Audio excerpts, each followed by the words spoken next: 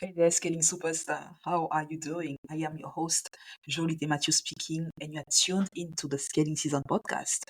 Today, I have a pretty exciting episode for you guys. This was inspired by a question which I got recently, and I actually got quite often, to be honest. And also, it's a follow up to an episode which I did last year, and that got tons of downloads. So I thought, why not make a part two? Why not make an updated version of that episode?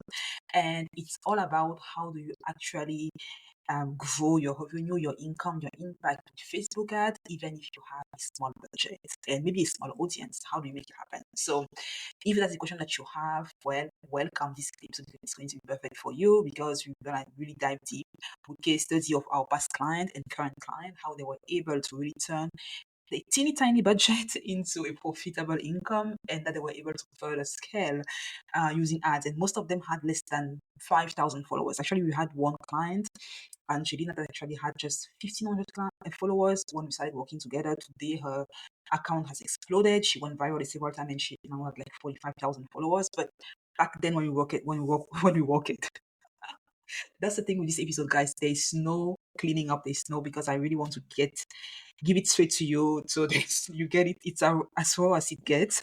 And so we worked with her last year and she had about 1,500 followers and she's at 45,000. But back then we were able to get her a 6S ROI with a teeny tiny audience. So hopefully you get value from this one. That's the purpose. And before we dive in, I really want to tell you a bit more about this client, Angelina, that we were working with. She is career coach and she came to us in a place where she had a small budget and she knew she wanted to run ads to get results, but she was like, I just have about $500 per month. Is it even enough for us to do anything? And I had 1,500,000 followers on IG and she was only present on IG and LinkedIn as a career coach, so she was not on any other platforms. Um, and she was like, okay, how do we make this happen? Right? I want to have some type of traction before I invest more into ads. And so fast, we started working together with her, and fast forward was 6 months later, able to drive in $15,000 per month consistently in terms of revenue with a literally 5x ROI on her ad spend. And so the best part of the whole thing is that she didn't have to spend a whole lot more on marketing or spend a lot of time, creating content and doing other things because she was a bit of a private person. So she wanted to grow her business while still being in the shadow and just having time with her family and her husband. So that's what we did. So how did we make that happen? That's what we're gonna be talking about throughout this episode. So I've spent the past 4 years and a half, which is like a lifetime, working with business owner, online entrepreneur, primarily helping them really scale with social media ads. And Facebook advertising has been the bread and butter for most of our clients. That's where they typically want when they come to us, or that's typically where we start because with a third of the population using Facebook every single day. I mean, Meta, which is Facebook and Instagram, every single day. No matter what you sell, your target audience is on Facebook. That's just like we've worked with the most obscure niches, and they were still able to get ROI on Facebook ads. So that's typically where we start. And so let me tell you that within those 4 years of experience, the most impressive results that we've seen have not always come from business owners that had huge budget.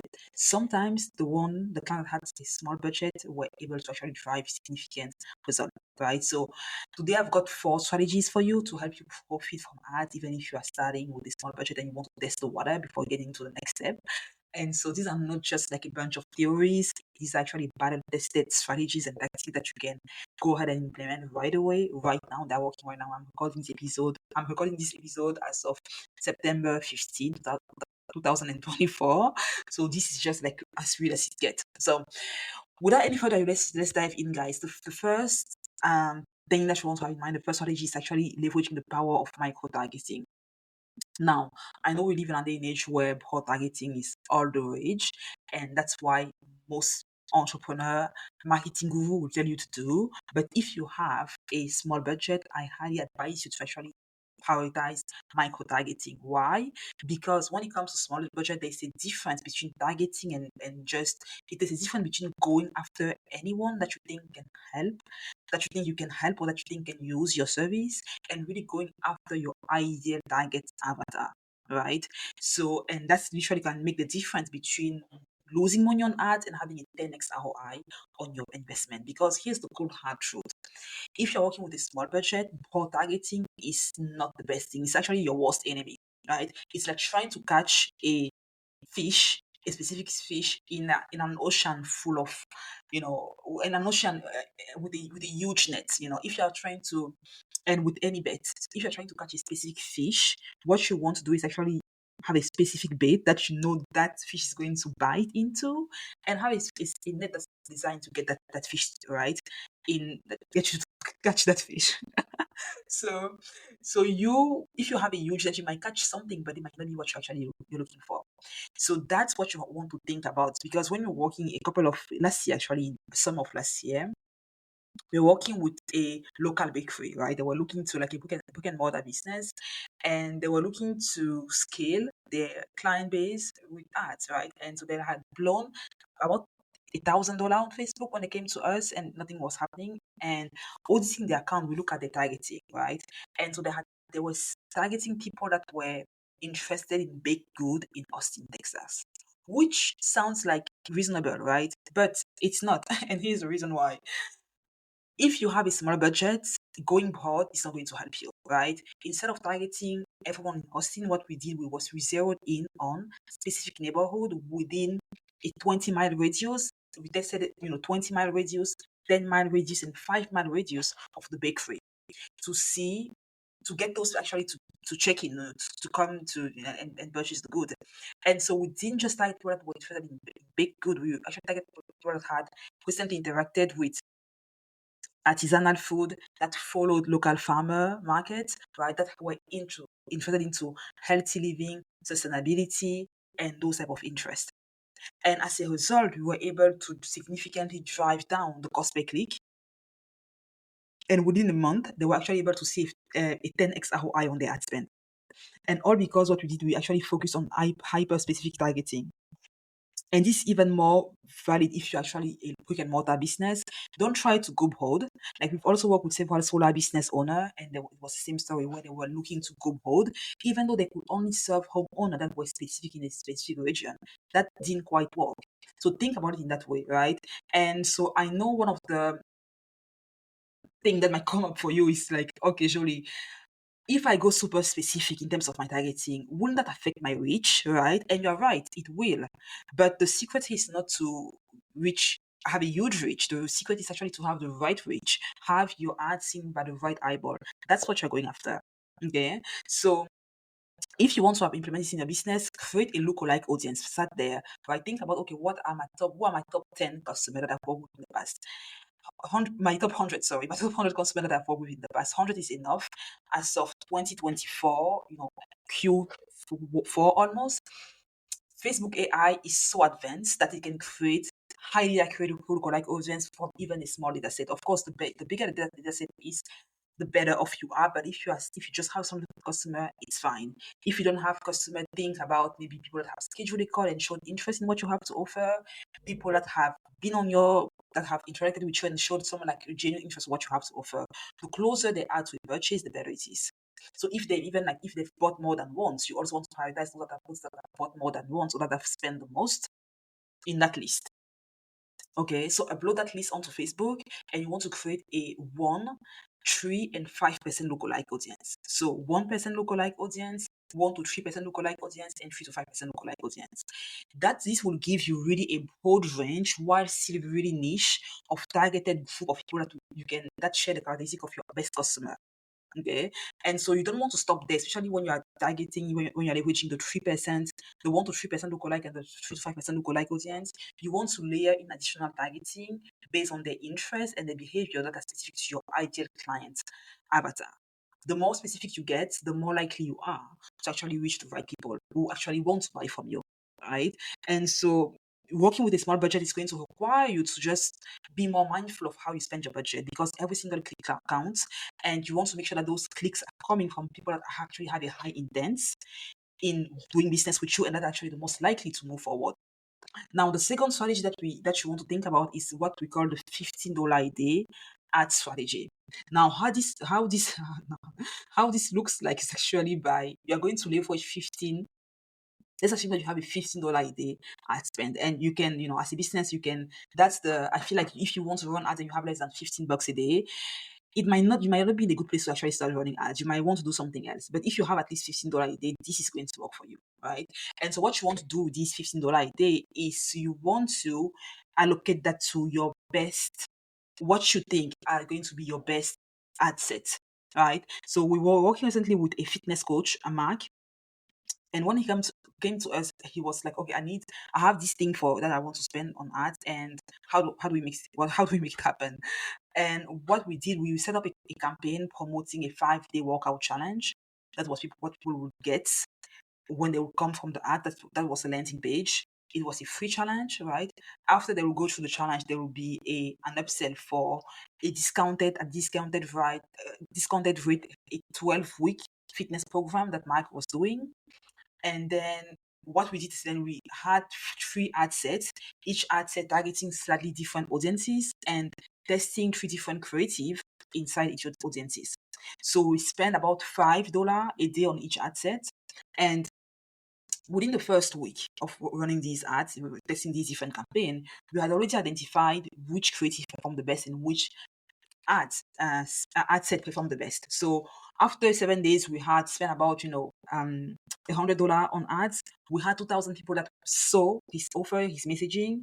35 of them had signed up for the free challenge, and out of those 35 that had signed up, we had 4 that actually went ahead and upgraded to the group coaching program, the fitness 12-week program, which he was saying at a discounted rate at $397. Right, so he was able to make $1,600 off of a 100 ad spend. Why? Because we actually were able to really go niche, whether that was in terms of our messaging in the ads, whether it was in terms of our creative that we were running, and also the targeting that we had there. And having a 15x ROI within 1 week. Now, I'm not promising that you're going to get those results for us. Also very pleased, but it's not the first time it happens. We've seen it happen over again, and so that's really the power of starting with just even 10-15 bucks a day, because you're going to leverage data. And even with a tiny budget, we were able to learn which audience responded the best to his ads, which creative performed the best, what time of the day got the best response, which platform drove the best results, which gender were able to, that go back to the audience, and what our average cost per lead and conversion rate were. So having those insights allow us to scale up his ad spend and launch new creative and dial in his targeting based on what we saw work the best.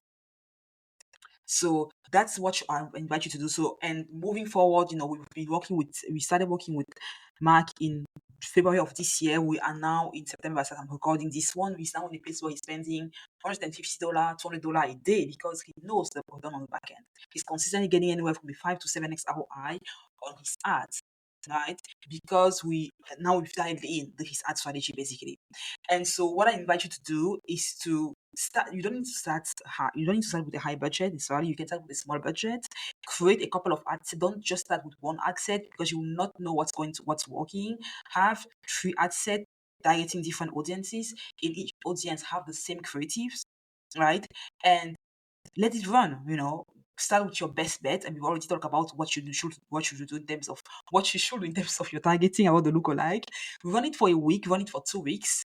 At the end of which, look at of course, you want to look at your numbers every single day and every 3 days, see if there's which patterns you need to look at, how your KPIs are doing, so that you can change things and optimize, right?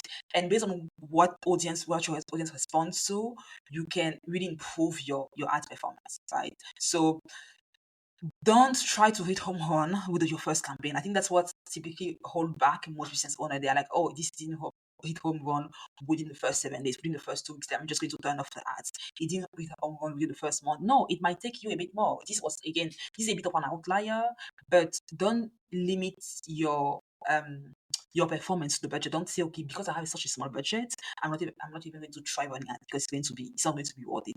That's not how you want to think, right? Think, I'm going to start small, I'm going to be obsessed with my metric, and I'm going to scale from there.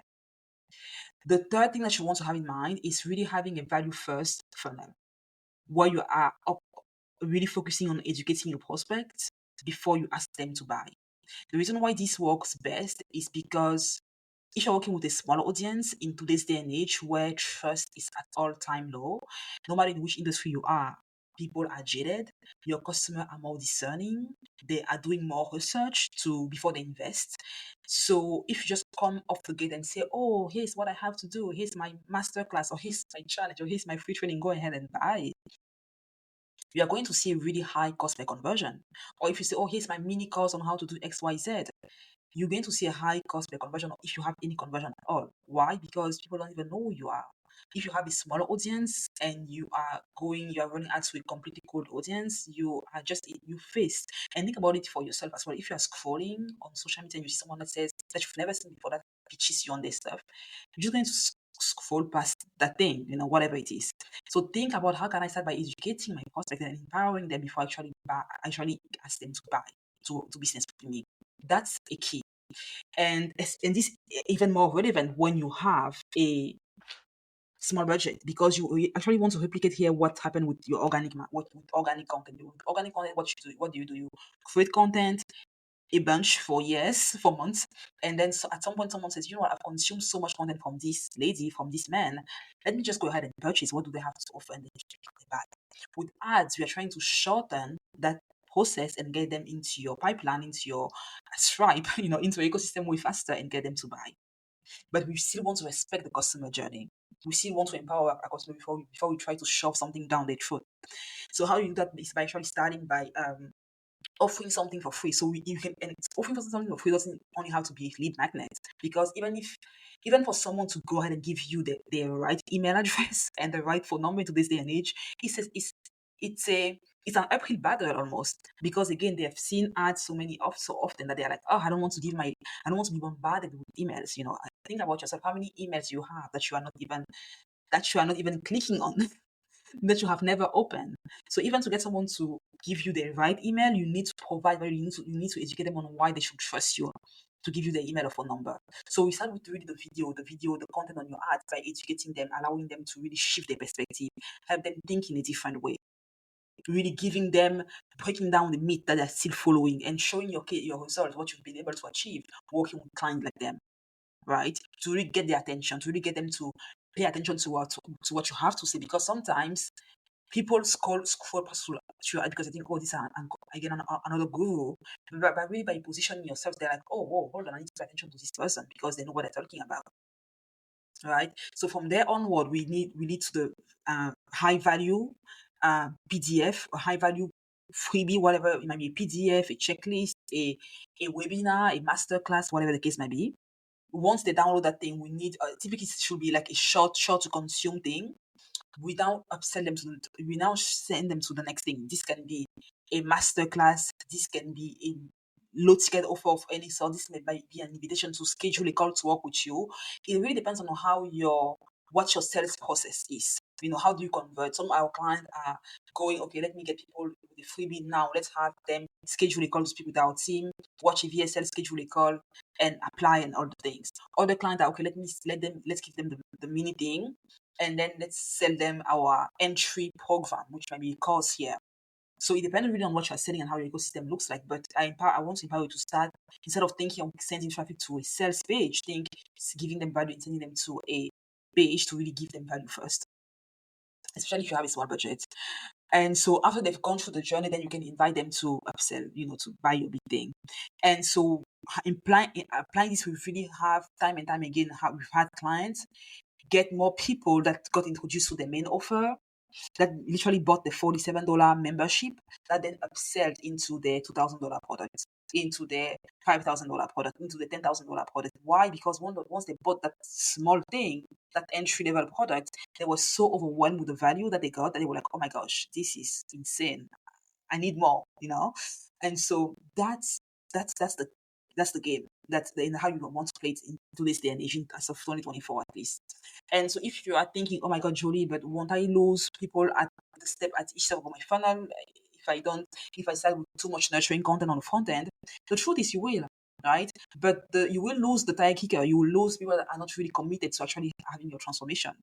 But the secret is the people who make it through are much more likely to buy and become long-term valuable customer of yours. Isn't that what you want? Would you rather have tons of leads and 1 or 2 clients, or you had to have like 100 leads, but converting 30% of them or 50% of them into high paying clients. I'll choose the later.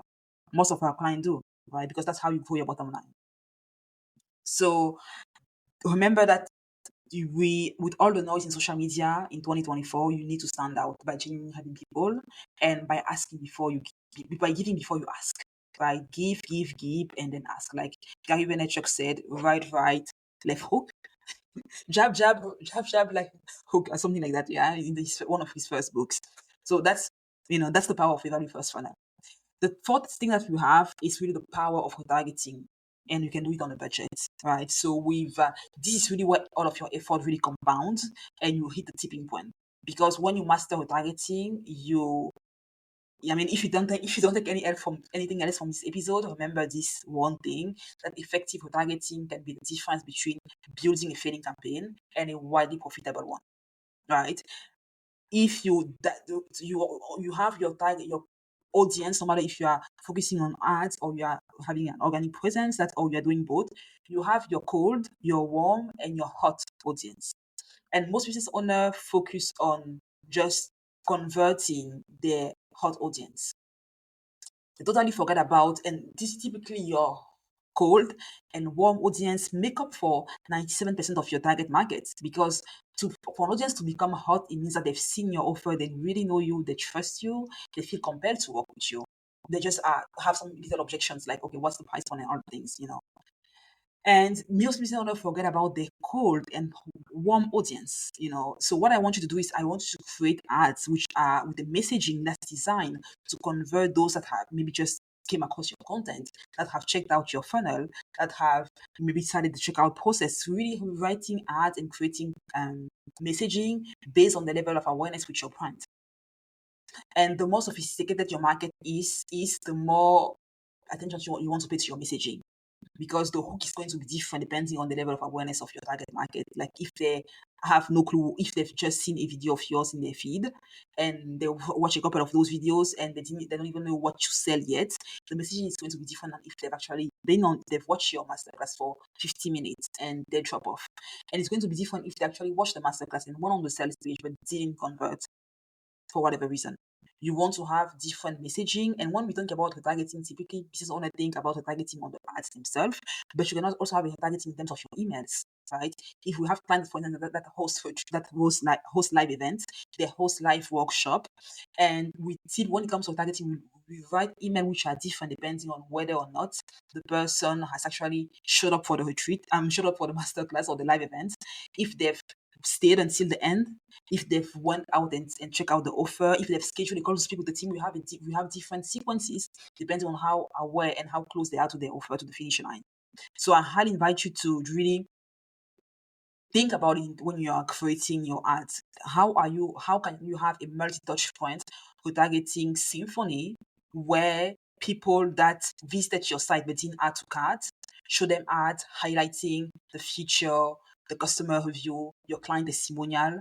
Those that maybe added to cart but didn't purchase, you use, like, maybe show them what's inside the program, right? Show them what other people had to say about working with you.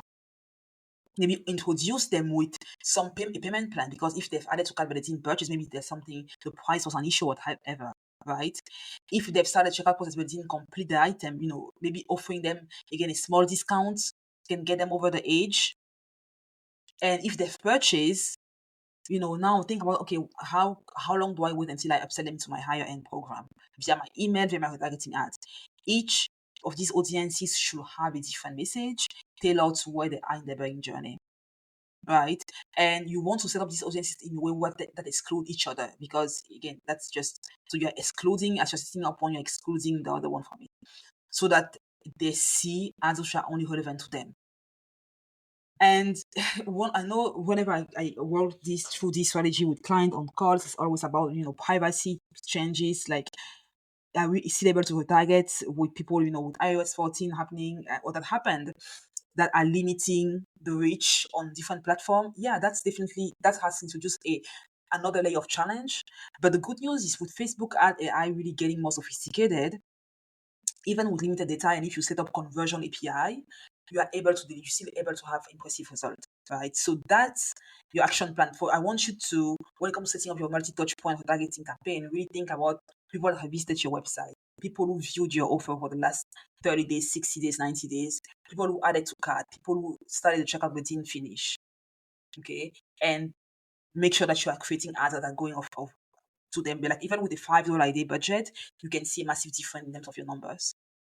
And to really bring this all to an end, remember that if you are having if you are running with a small budget, sometimes it can be an advantage, because if you have a small budget, it's going to challenge you to think outside of the box. It's going to challenge you to be more creative. It's going to challenge you to be more obsessed with testing and optimizing.